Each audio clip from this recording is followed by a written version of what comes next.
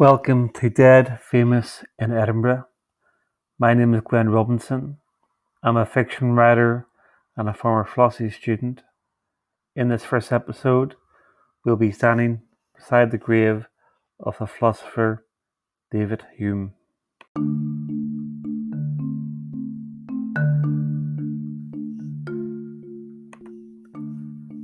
How we remember the dead tells us a lot about who we are as a society. Who we remember tells us even more. Today, on my afternoon walk, I entered Old Calton Cemetery, Edinburgh. I wanted to find the grave of David Hume, the prominent Scottish philosopher.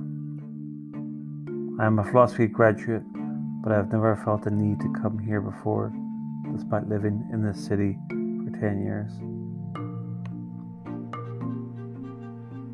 I remember the first time I heard of David Hume, sometime around 1997. James Daly, the Marxist political philosopher, placed his name on a whiteboard. The board had two headings.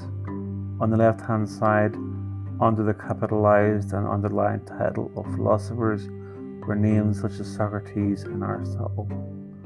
On the right-hand side, under the word sophists, David Hume's name was marked. At the time, I remember thinking this was a simplistic introduction, a list of good guys and bad guys. James Daly was no idiot though, nor was he underestimating his students. Sophists were interested in wisdom, but they were never interested in wisdom for the sake of wisdom. The original sophists were professionals who would sell their services. They could teach politicians how to make the weaker argument appear stronger. They knew the tricks of the trade, but they lacked integrity. What David Hume engaged in was derivative. Philosophy was no longer about the biggest questions. It was slowly becoming more specialized, a more parochial activity located in a professional setting. There was no longer any love involved. There was something to James Daly's approach. I had more questions than answers. I had insatiable curiosity. I naturally rebelled against anything that could make my universe smaller. I therefore veered away from any of Hume's writings and only read the bare minimum. Later today, after my visit to his graveside, I did a quick Google search of Hume's quotes. These are some of the results. 1. A wise man proportions his belief to the evidence. 2. Custom is a great guide to human life. 3. Truth springs from arguments amongst friends.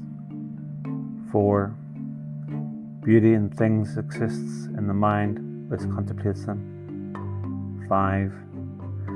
Reason is and ought only to be the slave of the passions, and can never pretend to any other office than to serve and obey them. 6. Be a philosopher, but amid all your philosophy, be still a man. 7.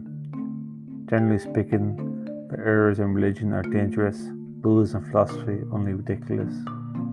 8. It is seldom that liberty of any kind is lost all at once. 9. To be happy, the passions must be cheerful and gay, not gloomy and melancholy. A propensity to hope and joy is real riches, one to fear and sorrow, real poverty. 10. Scholastic learning and polemical divinity retarded the growth of all true knowledge. I was brought back to James Daly's class. My gut reactions to these lines are still in line with how I was back then as a student. I imagine I would never have got on with David Hume.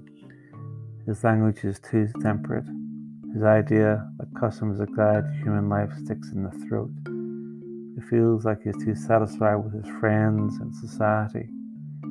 The idea that reason is the slave of all the passions is so self-serving and blind to the actual horrors of the 1700s. There is no real understanding of justice in this configuration. That one should still be a man above and beyond being a philosopher begs the question of what it means to be a man, and despite all this, he pretends to have a grasp of true knowledge. Reflecting upon my visit today, I was struck by the mess the cemetery was in. Graves and tombs were collapsed, areas of the cemetery full of litter. There was a general sense that the place was not looked after very well. There was little love there. It could have looked very different in the 1770s when Hume died. His tomb would have been an impressive sight, a monument to the last through the ages. To be fair, Hume's resting place is in better condition than most others in the graveyard. The society he now keeps, though, is poor. Modern Edinburgh has mostly forgotten David Hume. Apart from the small number of philosophy students and professors, it is difficult to imagine who else might be touched by his life and work. During his time, he arrogantly assumed his generation knew better than his predecessors, but he was no Socrates or Aristotle. David Hume, more than Socrates and Aristotle, was of his time.